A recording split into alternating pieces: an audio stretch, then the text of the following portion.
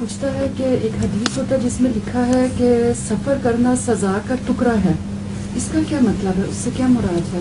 سفر میں تکلیف جو پہنچتی ہے اس میں پوچھنے کی کون سی بات ہے؟ جب بھی انسان سفر کرتا ہے تو ایک تکلیف میں مبتلا ہو جاتا ہے. سوری حضور، میرا مائکروفون. ہر سفر میں کوئی نہ کوئی انسان کو تکلیف دقت تو پیش آتی ہے نا، تو یہی مطلب ہے، سیدھی بات ہے.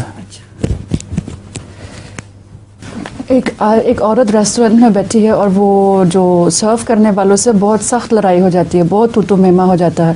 بالآخر وہ سرو کرنے والا کہتا ہے اگر تو آپ نہیں، وہ عورت کہتی ہے اگر آپ میرا خاوند ہوتا ہے تو میں آپ کے چائے میں زہر ڈالنی تھی.